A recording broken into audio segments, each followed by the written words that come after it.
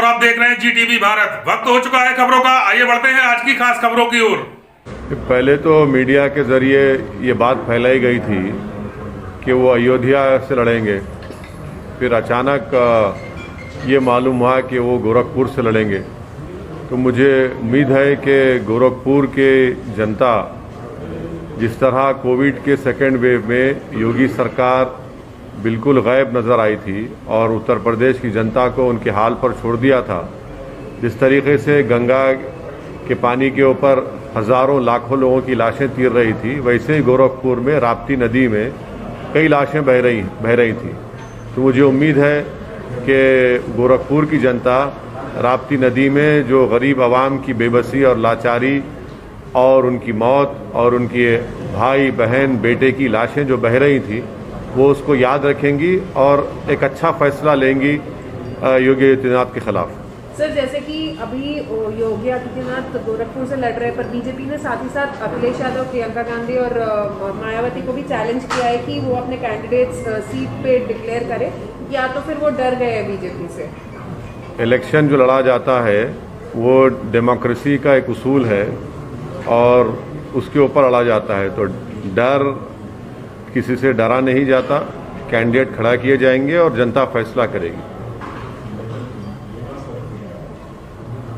Sir, आपकी तैयारी कैसी है अपने 9 कैंडिडेट्स की? हाँ, हमारे पार्टी प्रेसिडेंट ने इस बात का ऐलान किया है कि हम लोग उत्तर प्रदेश के विधानसभा में 100 विधानसभा की सीट पर लड़ने की तैयारी कर रहे हैं और पहली लिस्ट हमने फर्स्ट फेज़ की जारी की है और भी कैंडिडेट्स दूसरे फेज़ के और दूसरे जितने फेज़ हैं उसके जारी किए जाएंगे और हम लोग पूरी तैयारी कर रहे हैं, पूरी तैयारी के साथ इस चुनाव में मुकाबला कर रहे हैं। और जाहिर है कि इलेक्शन कमीशन के गाइडलाइंस को फॉलो करते हुए, क्योंकि फिज़िकल रैलीज अलाउ नहीं कर रहे हैं, तो हम लोग वर्चुअल रैलीज भी करेंगे और जो भी मॉडर्न टेक्नोलॉजी के जो टूल्स हमारे पास हैं उसको इस्तेमाल करेंगे इलेक्शन कमीशन के रूल्स और गाइडलाइंस को देखते हुए।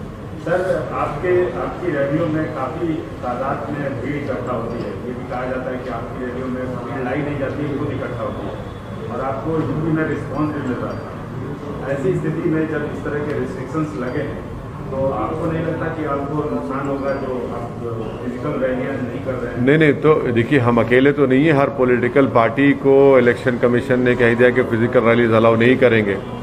तो जब किसी को अलाउ नहीं कर रहे हैं तो फिर उसका दूसरा तरीका ये है कि वर्चुअल रैली करें, सोशल मीडिया पे और डिजिटल मीडिया पे अपने प्रेजेंस को बढ़ाएं और वो कोशिश करेंगे। और इलेक्शन कमीशन ने और भी सहूलत दी है कि अगर एक हॉल होगा उसमें 50% कैपेसिटी पर आप वहाँ पर मीटिंग कर सकते, तो वो भी हम लोग देखेंगे। हम अकेले पार्टी तो नहीं है, इसमें सब पार्टीज हैं उसमें, तो जाहिर है सबको इस बात की तकलीफ़ है कि फ़िज़िकल रैलीज नहीं हो रहे हैं। मगर अब जो भी है, अब हमको उसको इस्तेमाल करके आगे बढ़ना है, अपने पैगाम को पहुँचाना है। और मुझे यकीन है कि जो हमने पिछले 4-5 महीने में मैंने करीब 60 के करीब सभाएँ की है, उसका भी अच्छा असर होगा।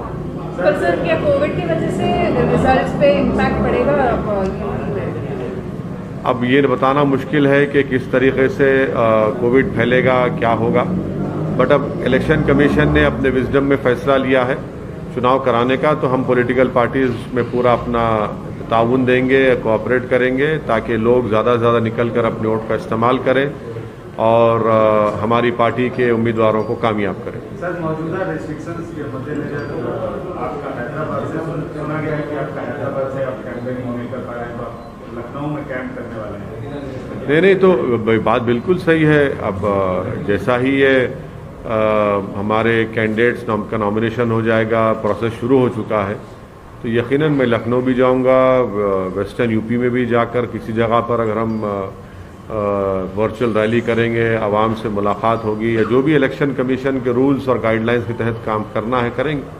सर, वही पुराना सवाल जो आपके बारे में कहा जाता है कि आप उत्तर प्रदेश में बीजेपी को जिताने के लिए मेहनत कर रहे हैं, न कि अपनी सीटें। अब ये तो इल्ज़ाम ज़िंदगी भर मुझ पर लगता रहेगा, इसकी मुझे कोई फिक्र नहीं है। सवाल ये पैदा होता है कि 2014 में, 17 में, 19 में क्यों उत्तर प्रदेश में बीजेपी जीती। मेरे सवाल का जवाब कोई नहीं दे पा रहा है। इसलिए नहीं दे पा रहा है कि सच्चाई ये है कि ये तमाम नाम निहा सेकुलर पार्टीज़ बीजेपी को हराने में नाकाम साबित हुई हैं। और ये भी कोई नहीं बता पा रहा है कि 2019 में MIM पार्टी सिर्फ 3 लोकसभा की सीट लड़ी तो बीजेपी कैसे 306 के ऊपर जीत जाती है। तो ये सब सवालात हैं। ये बुखलाहट का शिकार और फ्रस्ट्रेशन का शिकार होकर इनको अपनी शिकस्त नज़र आ रही है।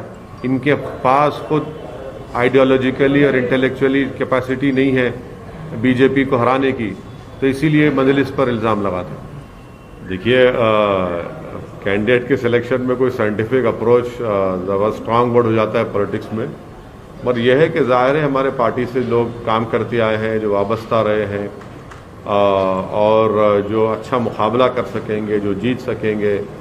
और उसमें बहुत से हर असम्बली कॉन्स्टिट्यूंसीज में मुख्तलिफ कंसिडरेशन होते हैं, उन तमाम को सामने रखकर ही एक फ़ैसला हमारी पार्टी के ज़िम्मेदारों ने लिया है और अच्छा फैसला लिया है। Sir, all India Muslim personal law board ने आपको लेटर लिखा sir? All India Muslim personal law board ने लिखा मुझे लेटर, वो गलत बात है। All India Muslim personal law board का कॉन्स्टिट्यूशन क्लियर है, वो पॉलिटिक्स में इन्वॉल्व नहीं होता। तो आपको ये बात समझने की ज़रूरत है। कई मरतबा हम ये कह चुके हैं कि पर्सनल लॉ बोर्ड सियासत से, अमली सियासत से उसका कोई ताल्लुक़ नहीं है, ना वो उनका पोजीशन है।